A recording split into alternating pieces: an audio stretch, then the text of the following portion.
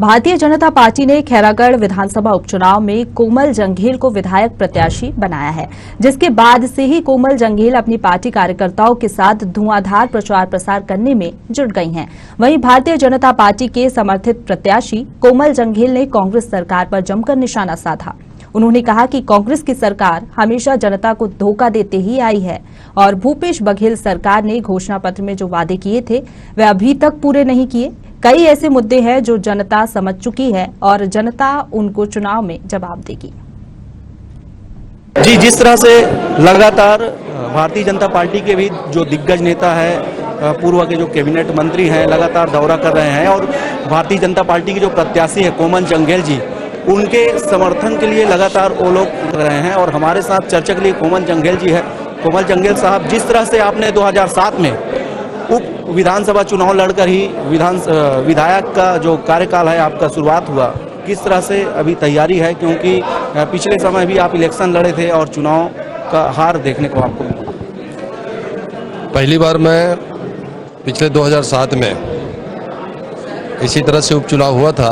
उस उपचुनाव में लगभग 15,000 वोट से निर्वाचित होकर विधायक बना था और आज फिर से वही समय फिर से उपचुनाव खैरागढ़ विधानसभा में आया है और भारतीय जनता पार्टी ने मुझ पर विश्वास जताया है और विश्वास जताकर मुझे इस चुनाव में प्रत्याशी बनाए हैं। और भारतीय जनता पार्टी पूरी रणनीति के तहत, पूरी योजना के तहत कार्य योजना बना करके इस चुनाव को जीतने की पूरा तैयारी है, पूरा ताकत लगा दी है और निश्चित तौर से हम इस चुनाव में जीत हासिल होगी, भारतीय जनता पार्टी की जीत होगी।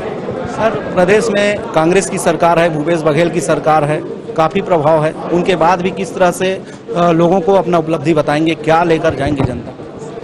प्रदेश में कांग्रेस की सरकार है, भूपेश की सरकार है और उस सरकार के यहाँ पर उनकी जो घोषणाएं हैं, उन घोषणाओं को आज आप देखेंगे कोई प्रकार का पूरा नहीं कर पाए।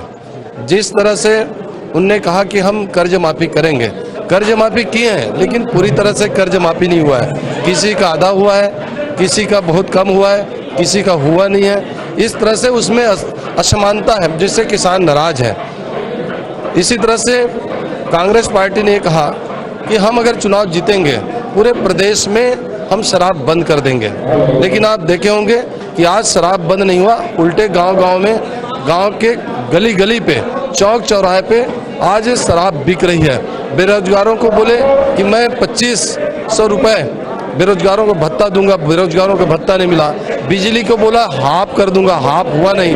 ऐसे कई प्रकार की बातें उनने झूठी घोषणा करके सरकार बना लिया है और यही हमारा प्रमुख मुद्दा है। जब झूठा बात करके आपने सरकार बनाया तो ये बात को जनता जान चुकी है और उसका जवाब इस उपचुनाव में देना चाहती है। दूसरी तरफ भारतीय जनता पार्टी के केंद्र में सरकार है, उस सरकार की हमारे जो सरकार है आदरणीय मोदी जी की अनेक योजनाएं, उस योजना को भी छत्तीसगढ़ की जनता, हमारे खैरागढ़ विधानसभा की जनता जान चुका है। चाहे जल जीवन योजना हो, चाहे स्वच्छता अभियान हो, चाहे आवास योजना हो, चाहे स्वास्थ्य के क्षेत्र में अनेक प्रकार की योजना हो, ऐसे कई प्रकार के कार्य आज छत्तीसगढ़ के अंदर भारतीय जनता पार्टी के केंद्र गवर्नमेंट की सरकार की योजनाएं चल रही है, जिससे भारतीय जनता पार्टी इसी बात को आधार बनाकर यहाँ पर चुनाव लड़ेगी और भारतीय जनता पार्टी की जीत निश्चित होगी।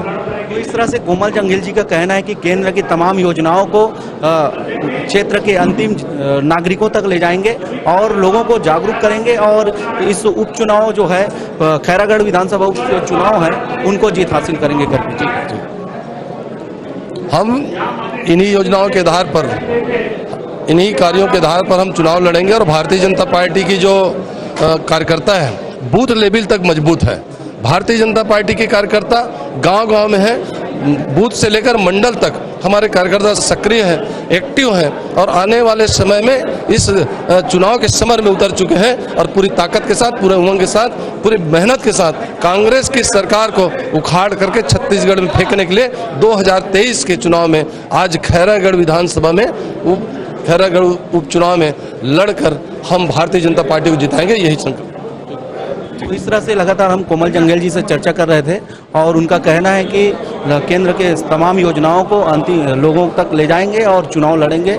तो इस तरह से खैरागढ़ विधानसभा उपचुनाव में बीजेपी और कांग्रेस दोनों आमने सामने हैं और घमासान शुरू हो चुकी है और देखना यह होगा कि खैरागढ़ विधानसभा उपचुनाव में किसकी सर पर ताज होगी।